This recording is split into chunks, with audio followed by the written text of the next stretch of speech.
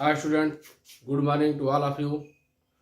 तो आइए आज के लेक्चर में हम एक न्यूमेरिकल सॉल्व करते हैं। न्यूमेरिकल हमारा क्या है, 1 मिलीमीटर की दूरी पर स्थित दो समांतर न्यूमेरिकल सॉल्व करते हैं। न्यूमेरिकल में यहाँ पे लिखता हूँ 1 मिलीमीटर की दूरी पर स्थित दो समांतर पतली झिल्लियों को एक वर्णीय प्रकाश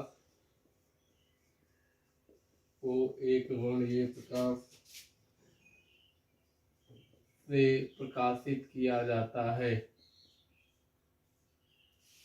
प्रकाशित किया जाता है 100 सेंटीमीटर की दूरी पर स्थित 100 सेंटीमीटर की दूरी पर स्थित पर्दे पर फ्रिंज प्राप्त होती है।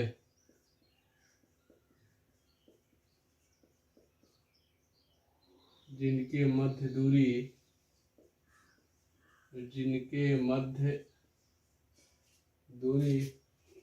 0.5 मिलीमीटर है। ठीक है, 0.5 मिलीमीटर है। प्रकाश का तरंग दैर्घ्य ज्ञात कीजिए। प्रकाश का तरंग दैर्घ्य ज्ञात कीजिए, यानी कि आपको पता क्या है, इसमें आपको लैम्डा पता करना है। W इक्वल टू क्या दिया गया, फ्रिंज की चौड़ाई 0.5 मिलीमीटर, यानी कि 5 इंटू 10⁻⁻⁴ मीटर। ठीक है, और क्या दिया गया आपको, डिस्टेंस 100 सेंटीमीटर, यानी कि हो गया 1 मीटर। स्मॉल डी की वैल्यू क्या दिया गया है, 1 मिलीमीटर, 1 गुणे 10⁻³ मीटर। तो आप जानते हैं कि फ्रिंज की चौड़ाई होती है D lambda upon small D. तो लैम्डा की वैल्यू आपको निकालना है यहाँ से। तो लैम्डा की वैल्यू क्या हो जाएगा, DW अपान कैपिटल डी हो जाएगा। तो स्मॉल डी की वैल्यू 1 इंटू 10⁻³ इंटू 1, डब्ल्यू की वैल्यू हो जाएगा 5 इंटू 10⁻⁴, 5 इंटू 10⁻⁴, और कैपिटल डी की वैल्यू क्या हो जाएगा, 1 हो जाएगा। ठीक है, तो लैम्डा की वैल्यू क्या हो गया, 5 इंटू 10⁻⁷ मीटर। ये हो गया लैम्डा की वैल्यू, या इसको आप एंगस्ट्राम में लिखें तो lambda equal to 5000 angstrom. Lambda equal to 5000 angstrom. Numerical आपका बहुत ही सिंपल है। आपको क्या दिया गया है, इसकी चौड़ाई दिया गया है, कितनी चौड़ाई दिया गया है, फ्रिंज की चौड़ाई आपको कितना पता है, 0.5 मिलीमीटर, यानी इसको 5 इंटू 10⁻⁴ मिलीमीटर आप कर सकते हैं। 5 इंटू 10⁻⁴ मिलीमीटर को आप कर सकते हैं। डी की वैल्यू आप क्या कर सकते हैं, 100 सेंटीमीटर, यानी कि 1 मीटर है। स्मॉल डी की वैल्यू क्या है, 1 इंटू 10⁻³ मीटर है। W equal to D lambda upon small D हो जाएगा। तो लैम्डा की value small D W upon D. ठीक है, इस तरीके से आप लैम्डा की वैल्यू आप निकाल सकते हैं 5000 एंगस्ट्राम। ठीक, न्यूमेरिकल बहुत अच्छा था। एक न्यूमेरिकल हम और लगाते हैं, जो ठीक है आपको मैं बोल देता हूँ, एक न्यूमेरिकल आप इस पर लगा लीजिएगा। ठीक है, 1-2 न्यूमेरिकल आप इससे संबंधित लगा लीजिएगा। अगला न्यूमेरिकल हम याद लगाते हैं जो कि प्रकाश की तीव्रता से संबंधित है। तो इसको मैं रब कर देता हूँ, आपको स्क्रीनशॉट लेना हो आप स्क्रीनशॉट ले लीजिए। चलिए,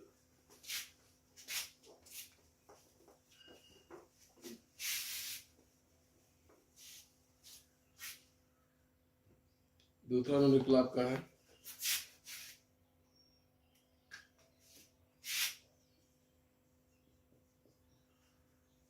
दो प्रकाश स्रोतों से निर्गत प्रकाश की तीव्रता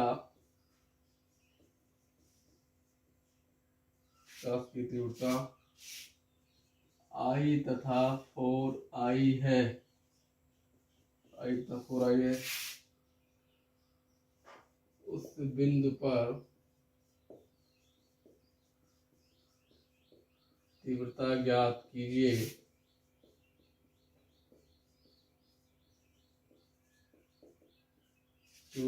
कीजिए जहां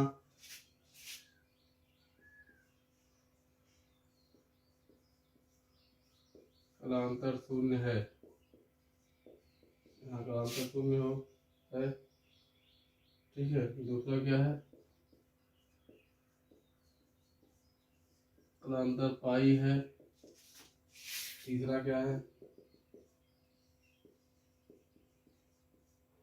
पथांतर लैम्डा बाई 4 है। ठीक है। आई की वैल्यू आप निकालेंगे। आई इक्वल टू क्या होता है? आई इक्वल टू होता है I1 plus I2 plus 2 under root I1 I2 और क्या का 5।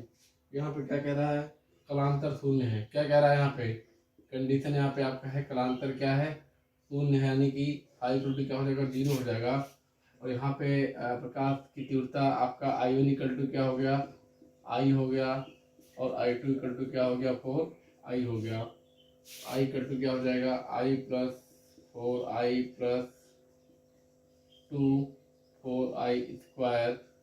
कास फाई का मतलब क्या है? कास 0, जिसकी वैल्यू क्या हो जाएगी? 1 हो जाएगी। यहाँ पे 5I प्लस 4I स्क्वायर तो 2 इंटू 2I तो 4I, यानी कि I इक्वल टू क्या आ गया आपका? 9I। तीव्रता आपका क्या हो गया? 9I हो गया आपका। ये आपका हो गया तीव्रता। दूसरे केस के लिए हम लेते हैं जहाँ पे आपका फाई इक्वल टू क्या है? पाई है। यहाँ पे हो जाएगा आपका कालांतर पाई है। यहाँ पे आई डैश आप निकालिए। I1 plus I2 plus 2 under root I1 I2 और कास क्या? पाई, जहाँ पे आपका हो जाएगा I plus 4I plus 2 under root I into 4I into cos 180। Cos 180 का मान कितना होता है? Minus cos 90 plus theta minus sine theta minus sine 90। Sine 90 का मान मतलब माइनस 1 हो जाएगा। तो आपका हो जाएगा आई डैश इक्वल टू आपका हो जाएगा 5 पाई हो गया 5I और 4I स्क्वायर का हो जाएगा 2I तो 2 इंटू 2I तो 4I माइनस 4I हो गया। तो आई डैश की वैल्यू क्या हो गया? I हो गया। तो आप आई डैश की वैल्यू क्या निकाल लिए? I निकाल लिए। इतना आप नोट कर लीजिए। थर्ड वाला आपको निकालना है क्या? अगर आपका पशांतर क्या हो? पशांतर आपका हो लैम्डा बाई 4, यानी कि आपका पाथ डिस्टेंस कितना दिया गया है? Lambda by 4। तो आप फाई निकाल सकते हैं यहाँ से। आप फाई इक्वल टू निकाल सकते हैं यहाँ से। Phi equal to 2 pi upon lambda into X, यानी कि कालांतर। ठीक है। फाई की वैल्यू क्या यहाँ पे दिया गया है? यहाँ पे फाई की वैल्यू क्या दिया गया है? पथांतर लैम्डा बाई 4 हो। पथांतर अगर आपको क्या है? लैम्डा बाई 4 है, यानी कि यहाँ पे एक्स यहाँ पे आप क्या लिख देंगे? Lambda by 4। तो phi equal to 2 pi upon lambda into lambda by 4। Lambda से लैम्डा कटा 2 दूना 4 यानी पाई बाई 2, यानी कि फाई इक्वल टू क्या आ गया? 90 डिग्री आ गया। फाई इक्वल टू क्या आ गया? 90 डिग्री आ गया। हमारे हिसाब से आप इतना नोट कर चुके होंगे। ना नोट किया हो तो नोट कर लीजिए।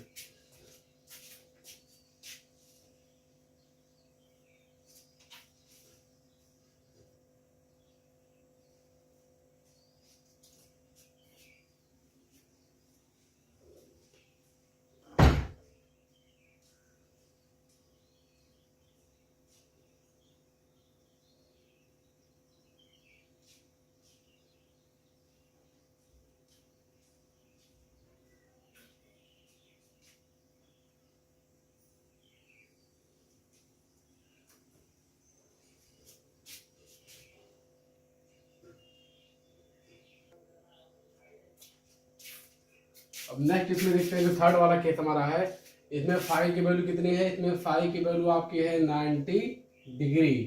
तो आई इक्वल टू हम लिखेंगे यहाँ पे I1 plus I2 plus 2 under root I1 into I2 cos, यहाँ पे फाई की जगह पे क्या हो जाएगा 90 डिग्री हो जाएगा।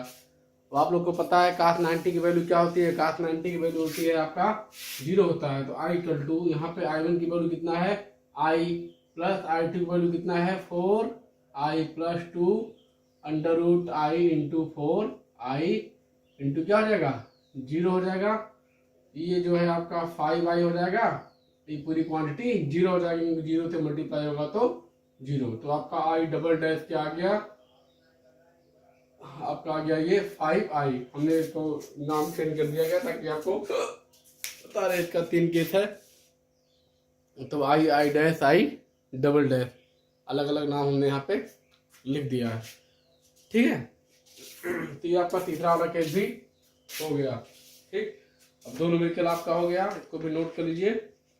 अब हम आते हैं दूसरे टॉपिक पे, जिसको कहते हैं सोलर पैनल। क्या कहते हैं, सोलर पैनल, ठीक है। इसको नोट कर लीजिए आप लोग। हमारा थर्ड टॉपिक क्या, हमारा थर्ड टॉपिक है सोलर पैनल। आइए सोलर पैनल के बारे में डिस्कस करते हैं। नोट हो गया,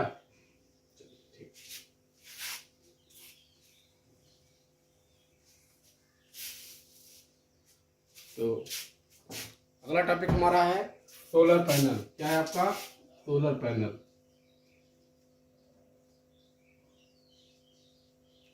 सोलर पैनल हिंदी में आप इसको सौर पैनल कह सकते हैं, एक ही बात है। अब देखिए जो हमारा सोलर पैनल है, सोलर पैनल हमारा जो है एक वैकल्पिक स्रोत है किसका, ऊर्जा का, ठीक है। This is the optional source of energy, this is the non conventional energy. जो आपका किसके लिए यूज होता है, ये आपका इलेक्ट्रिसिटी प्रोड्यूस करने के लिए होता है। आजकल आप देखते हैं इसी सोलर पैनल के प्रिंसिपल पे आपके सोलर स्ट्रीट लगे होते हैं गांव में, जो कि या शहरों में भी लगे होते हैं, क्योंकि रात को जो प्रकाशित करते हैं हमारे सड़कों को। और सोलर कुकर तो खैर बहुत ही पुराना प्रिंसिपल आपका है, क्योंकि ब्लैक बॉडी रेडिएशन पे डिपेंड था। ब्लैक बॉडी रेडिएशन आप पढ़ चुके हैं, इसको आपका क्रिस्टिका कहते हैं जिसको। तो सोलर पैनल का प्रिंसिपल क्या है, सोलर पैनल का प्रिंसिपल आपका ये है कि ये जो है इलेक्ट्रिसिटी प्रोड्यूस करने के लिए यूज किया जाता है। इसमें क्या होता है, आपका फोटोवोल्टेइक सेल होता है। फोटोवोल्टेइक सेल आपने देखा होगा, ऐसे ही आपको अगर हम बात करें तो ऐसे आपको हल्का हल्का ऐसे पट्टी ऐसे आपको दिखाई देती है, ऐसे, ठीक है। ये पट्टी ऐसे आपको दिखाई देती है, ऐसे ऐसे एक दूसरे से सीरीज में ये सारे पैनल जो है एक दूसरे से जुड़े होते हैं ऐसे करके। और इनका कुछ एंगल होता है, क्या होता है इनका कुछ एंगल होता है। ये कुछ एंगल पे जो है आपस में जुड़े होते हैं, ठीक है। कुछ एंगल पे आपस में जुड़े होते हैं। ऐसे जितने ज़्यादा हमको पावर की रिक्वायरमेंट होती है, ये वैसे वैसे जितने ज़्यादा हमको आउटपुट की रिक्वायरमेंट होती है, अलग अलग इसको जो है फोटोवोल्टेइक सीरीज को हम जो है आपस में जोड़ते हुए चले जाते हैं। और इसमें फोटोवोल्टाइक सिस्टम में क्या होता है, ऑफ ग्रिड और ऑन ग्रिड लगा होता है। ऑफ ग्रिड ऑन ग्रिड लगा होता है जो कि फुल्ली ऑटोमेटिक होता है। जब आपका सनलाइट इस पर पड़ता है तो वो चार्ज होना शुरू कर देते हैं। और फोटोवोल्टेइक सेल के साथ साथ एनर्जी को स्टोर करने के लिए, आप जानते हैं एनर्जी को स्टोर करने के लिए जैसे हमारे घर में इन्वर्टर बैटरी लगा होता है, तो क्या होता है इन्वर्टर जो है एसी को डीसी में कन्वर्ट करता है। तो आपका लाइट जब आपका होता है तो एसी को डीसी में कन्वर्ट करता है, उसको स्टोर कहाँ करता है, आपका बैटरी में स्टोर करता है। फिर वही इन्वर्टर जो है डीसी को एसी में कन्वर्ट करके आपके घरों में सप्लाई जो है प्रदान करता है। तो ये क्या करता है, इसमें इन्वर्टर और बैटरी जो लगे होते हैं, इन्वर्टर किस लिए लगा होता है, उसको जो है स्टोर करने के लिए, बैटरी में जो है एनर्जी को स्टोर करने के लिए। उसके बाद जब लाइट ऑफ हो जाती है, ये आपका है कि जिनके घर में लाइट लगी ही नहीं है, इन्वर्टर के थ्रू पूरे जो है घरों में इलेक्ट्रिसिटी जो है सप्लाई होती है, ठीक है। तो ये सोलर पैनल आपका हो गया। अब इसका जो हम बात करेंगे, इसके वर्किंग प्रिंसिपल के बारे में बात करेंगे। इसको आप कहते हैं कार्य सिद्धांत, वर्किंग प्रिंसिपल। क्या कहेंगे इसको हम, वर्किंग प्रिंसिपल, यानी कि इसका कार्य सिद्धांत। इसका कार्य सिद्धांत क्या है, इसका कार्य सिद्धांत आप जानिए क्या है। इसका कार्य सिद्धांत ये आपको हम अभी बताए हैं कि ये फोटोवोल्टेइक सेल का सीरीज होता है। क्या होता है? फोटोवोल्टेइक सेल का आपका ये सीरीज होता है।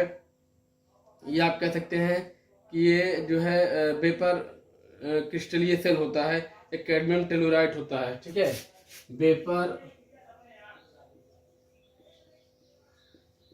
क्रिस्टल सेल, या आप कह सकते हैं इसको, आप क्या कह सकते हैं, आप वेपर क्रिस्टल सेल होता है, या आप कैडमियम क्या कह सकते हैं, कैडमियम टेलुराइड या सिलिकॉन टेलुराइड, कैडमियम टेलुराइड या सिलिकॉन टेलुराइड। तो इस पे कैडमियम टेलुराइड या सिलिकॉन टेलुराइड का क्या होता है, सेल होता है, या आप कह सकते हैं सेमी कंडक्टर होता है। तो कैडमियम या टेलेरियम टेलुराइड का क्या होता है, सेमी कंडक्टर होता है। इसकी प्रिंसिपल क्या है, इसका प्रिंसिपल ये है कि जब इस पे लाइट पड़ता है, यानी कि जब इस पे फोटान पड़ता है, तो फोटान पड़ने के बाद फोटान इसमें किसमें कन्वर्ट हो जाता है, सेमी कंडक्टर के थ्रू। फोटान आपका इलेक्ट्रिसिटी में, यानी कि फोटान जो है आपका इलेक्ट्रिसिटी में कन्वर्ट हो जाता है। ठीक है, फोटान आपका इलेक्ट्रिसिटी में कन्वर्ट हो जाता है। क्यों कन्वर्ट हो जाता है? क्योंकि उसमें जो है आपका सोलर सेल जैसे जैसे आपका गर्म होता है, सोलर सेल के गर्म होने से इसमें कंडक्टिंग प्रॉपर्टी जो है जनरेट होती है। वो अलग बात है कि सोलर सेल आपका बहुत ज़्यादा गर्म हो जाता है, जिसके जो है कंडक्टिंग प्रॉपर्टी में कमी आ जाती है।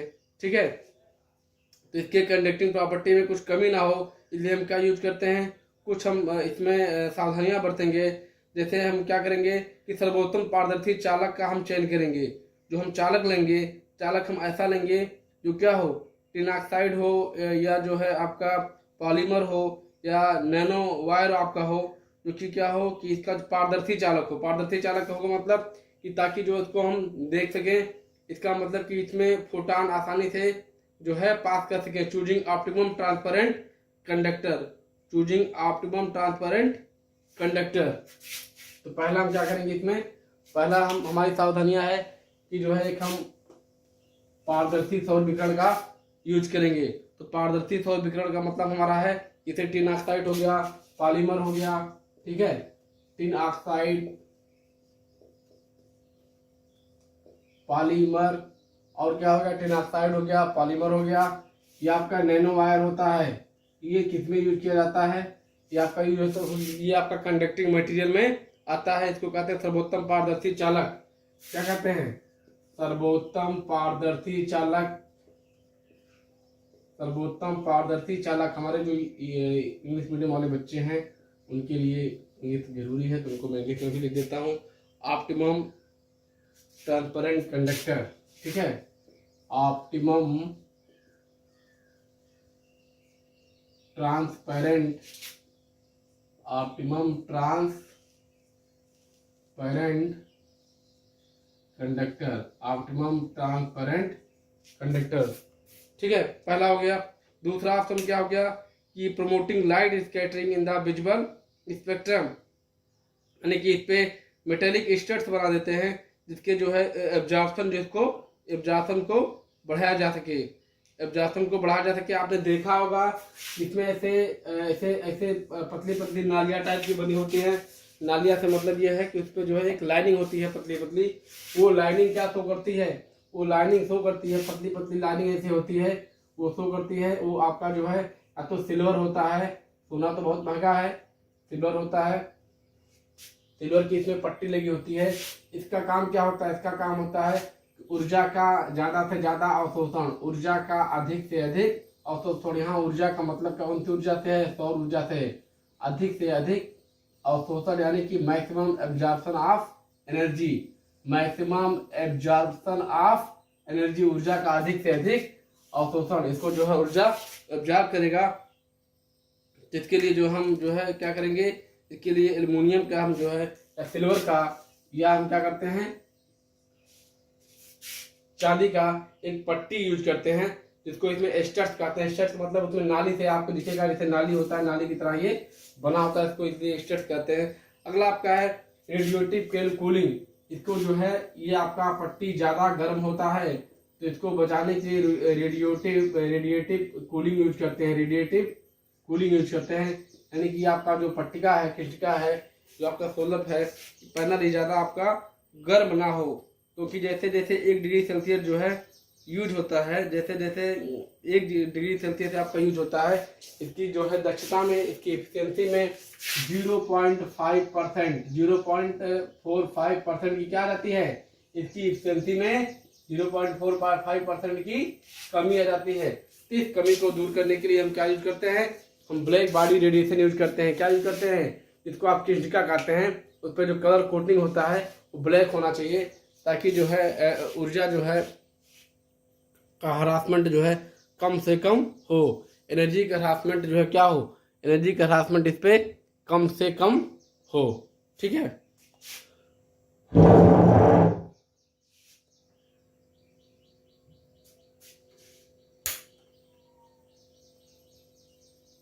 विजिबिलिटी सही होगी, ताकि एनर्जी का हरासमेंट क्या हो, कम से कम हो। अगला हम क्या करेंगे, इस पे जो है air reflective coating and extrude use करेंगे।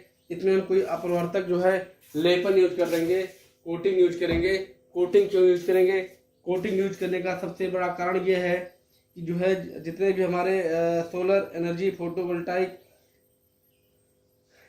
ट्रांसमिशन है वो ज़्यादा से ज़्यादा हो, जिससे क्या हो कि जिससे आपका इंटरफेरेंस जो होता है, इंटरफेरेंस आपका जो है डिस्ट्रक्टिव इंटरफेरेंस प्राप्त हो। डिस्ट्रक्टिव इंटरफेरेंस का मतलब ये है कि सारी की सारी जो एनर्जी है, सारा का सारा जो सोलर एनर्जी है एक ही जगह पे ट्रांसमिट ना हो, उसका डिस्ट्रीब्यूशन पूरे सेल में रहे। उसका डिस्ट्रीब्यूशन कहाँ रहे, पूरे सेल में रहे, जिससे उसका एक पार्ट बहुत अधिक हीट ना हो, उसका थोड़ा सा पार्ट जो है बहुत ज़्यादा हीट ना हो। उसका जो डिस्ट्रीब्यूशन है फोटॉन का, वो पूरे जो है पूरे फोटोवोल्टाइक सेल पर पड़े।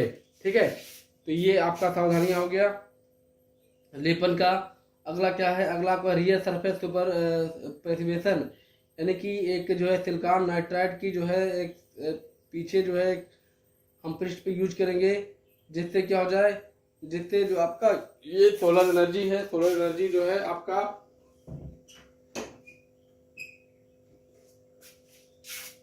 इस पार तो उस पार ना जाने पाए, ताकि ऊर्जा का जो लेवल है, ऊर्जा का लेवल आपका बना रहे। तो ये आपका हो गया सोलर पैनल। क्या हो गया आपका, सोलर पैनल। अब आगे हम चलते हैं दूसरे टॉपिक पे।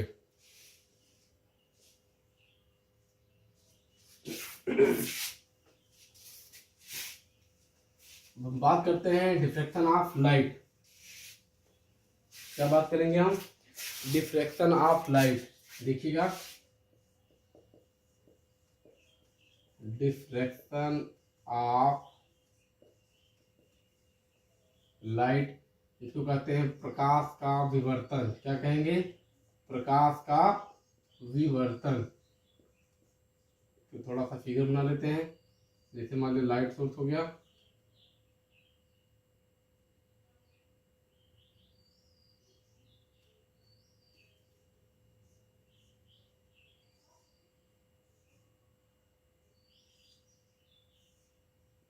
ये हो गया लाइट का PQRS।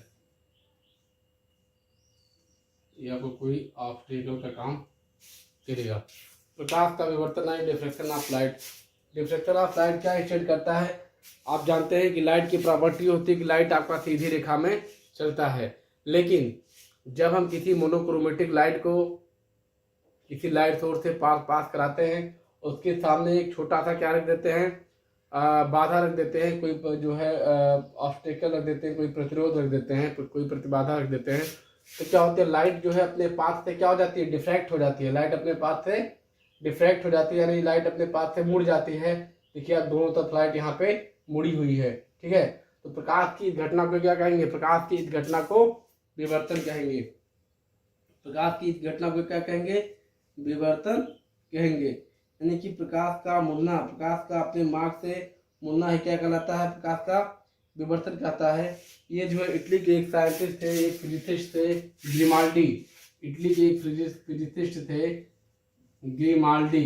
ठीक है, ग्रिमाल्डी ने इसका जो है इन्वेंशन किया था कि जब प्रकाश सीधी रेखा में ना चलकर किसी प्रतिबाधा की वजह से किसी ऑब्स्टेकल की वजह से अपने पाथ से क्या हो जाती है, अपने पाथ से जो है डिफ्रैक्ट हो जाती है, अपने पाथ से विचलित हो जाती है।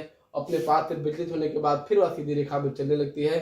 तो आपको एक क्या होता है कि आपको एक जो लाइट की जो इंटेंसिटी होती है वो आपको जो है अनइक्वल डिस्ट्रीब्यूशन मिलता है।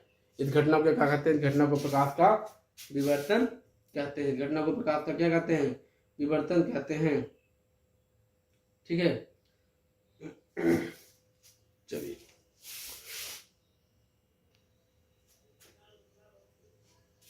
आपका जो ये डिफ्रेक्शन होता है, डिफ्रेक्शन आपका 2 टाइप से होता है। पहला आपका क्या होता है? पहला आपका जो होता है फ्रैक्शनल डिफ्रेक्शन होता है। क्या होता है? फ्रैक्शनल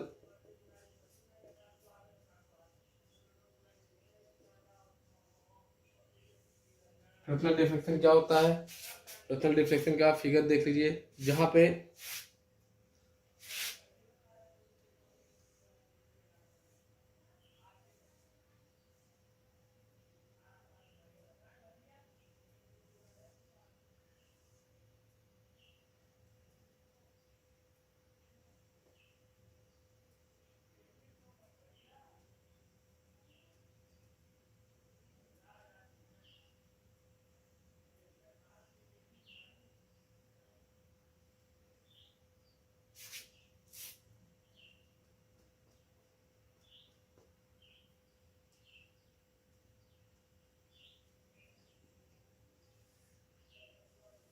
ये आपका आएगा फ्रैक्शनल डिफ्लेक्शन में।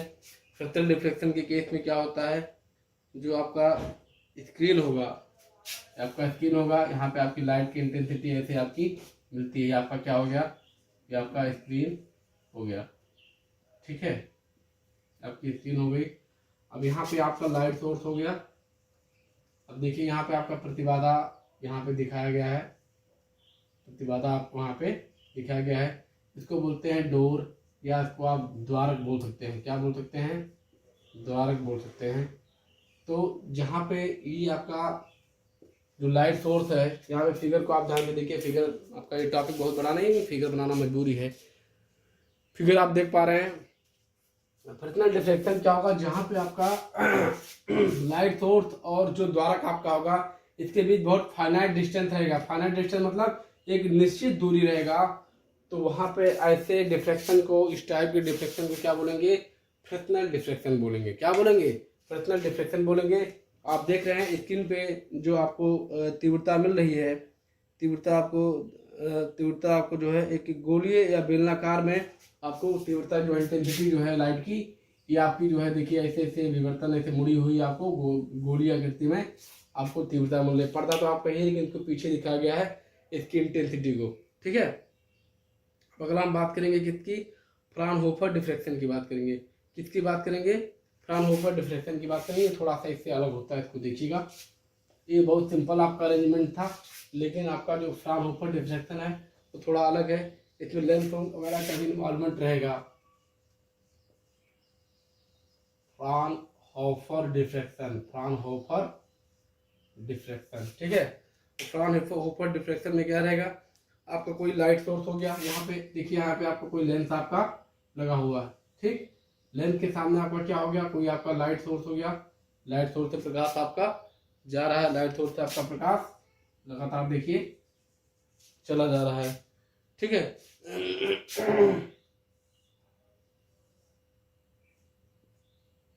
लाइट सोर्स से आपका प्रकाश लगातार जा रहा है। अब आप आगे देखेंगे,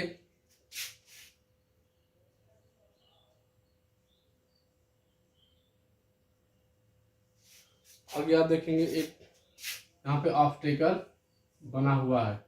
यहाँ पे भी एक ऑब्स्टेकल, यहाँ पे भी एक प्रतिबाधा जो है आपको दिखाई दे रही है।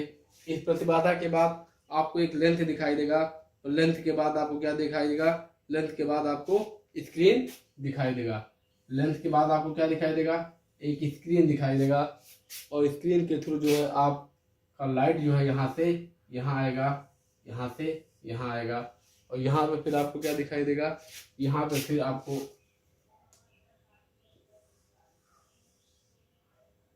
स्क्रीन पे आपको यहाँ पे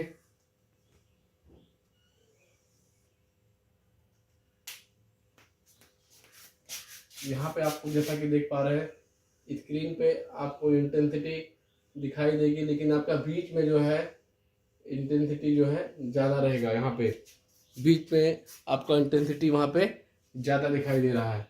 ये आपका क्या है, ये आपका कहलाएगा, ये आपका फ्राउनहोफर डिफ्रैक्शन। यानी यहाँ पे देखिए, यहाँ पे जो द्वारक है, द्वारक का काम यही करेगा। यहाँ पे जो द्वारक है, द्वारक और जो लाइट सोर्स है, इसके बीच की जो दूरी रहेगी, ऐसा माना जा सकता है कि कोई निश्चित दूरी नहीं रहेगी। इनफाइनाइट तो हम नहीं कह सकते हैं, अनंत मतलब ज़्यादा हो जाएगा। और अनंत पे ये जो है एग्जिस्ट करना बड़ा मुश्किल, लेकिन अनंत आपका माना जा सकता है। थ्योरेटिकली अनंत इसको माना जा सकता है कि प्रकाश स्रोत तथा प्रेक्षण बिंदु की विवर्तन उत्पन्न करने वाले द्वारक या अवरोधक के बीच की जो डिस्टेंस है वो क्या हो, अनंत हो। इसको आप अनंत मान सकते हैं, ये थ्योरेटिकली है। लेकिन आपको फिर मैं बता रहा हूँ कि प्रैक्टिकली अनंत आप नहीं मान सकते हैं। 10, 20, 25 मीटर, 50 मीटर, 100 मीटर मान सकते हैं। और जब अनंत कर देंगे तो फिर आपको एक्सपेरिमेंट जो है एग्जिस्ट नहीं करेगा। लेकिन थ्योरेटिकली क्या माना जा रहा है, यहाँ से लाइट सोर्स से और जो आपका द्वारक है, जो आपका ऑब्स्टेकल के बीच में जो छिद्र है, इसके बीच की जो डिस्टेंस है वो क्या है, इन्फिनिटिव डिस्टेंस है। कौन सा कितना डिस्टेंस है, इन्फिनिटिव डिस्टेंस है। तो हमारा आपका फ्राउनहोफर डिफ्रैक्शन और जो है ये फ्रैक्शनल डिफ्रैक्शन, ये आपका हमारा कंप्लीट हुआ। ठीक है, बाकी कुछ न्यूमेरिकल डिस्कस करेंगे, उसके बाद में हम पोलराइजेशन ऑफ लाइट पे नेक्स्ट टॉपिक पे चलेंगे। ओके स्टूडेंट, तो आज की क्लास यहीं पे समाप्त होती है। आप लोग वीडियो को लाइक किया करिए, सब्सक्राइब किया करिए, कमेंट किया करिए। और बेटा जो सीबीएसई बोर्ड के बच्चे हैं उनसे मैं रिक्वेस्ट करूंगा कि बच्चे आप बेटा जब मैं यहाँ पे हेडिंग लिख देता हूँ, ठीक है, तो हेडिंग के थ्रू आप पढ़ सकते हैं। बाकी सिलेबस मैं डाल दिया हूँ, सिलेबस भी आप देख सकते हैं। ठीक है, अगले लेक्चर में मिलते हैं। Thank you.